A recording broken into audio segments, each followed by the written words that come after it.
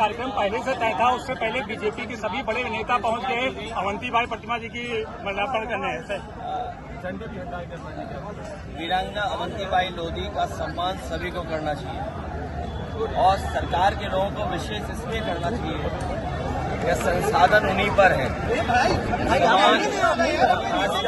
पीढ़ी का समाज अपने तमाम ऐसे महापुरुषों को और उनके योगदान को अगर पहचानेगा तो समाज और एकजुटता बढ़ेगी और थोड़ा सा अभी मुख्यमंत्री जी आए थे, उन्होंने उनको रानी लक्ष्मीबाई बता दिया। काउंट किया गया तो हारे हुए प्रत्याशी 51 वोटों से जिताइए।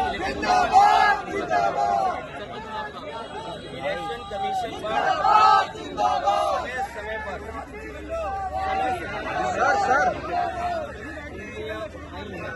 थोड़ा नीचे करो। और चाहे वो प्रधानी का चुनाव हो, विधानसभा का चुनाव हो, लोकसभा का चुनाव हो या अन्य चुनाव हो, ये इलेक्शन कमीशन की जिम्मेदारी बनती है कि निष्पक्ष चुनाव हो।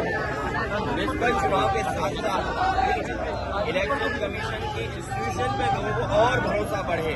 इधर जो हम लोग देखते हैं कि इलेक्शन कमीशन के जो फैसले हैं, इलेक्शन कमीशन का जो काम करने का तरीका है, उससे लोग संतुष्ट नहीं हैं।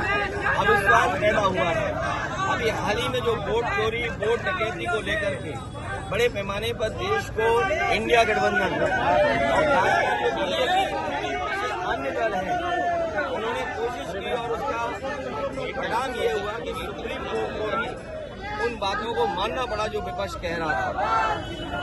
इलेक्शन कमीशन पे कई बार उंगली उठी है और यूपी के चुनाव में तो न जाने कितनी बार उंगली उठी है। ये तो पहला फेज था कि जहां हम अपना वोट बचा सकते हैं, अपनी वोटर लिस्ट में शामिल कर सकते हैं। ये पहला चरण है। लेकिन इसके बाद जो प्रशासन काम करता है, सरकारें जो काम करती हैं, उस पर इलेक्शन कमीशन कोई कार्रवाई नहीं करता। मुझे याद है कि जिस समय उंगली उठाई थी इलेक्शन कमीशन पर, तो 18,000 वोटों का जो डिलीट किया गया था, उनकी जानकारी इलेक्शन कमीशन को दी एफिडेविट के साथ दी।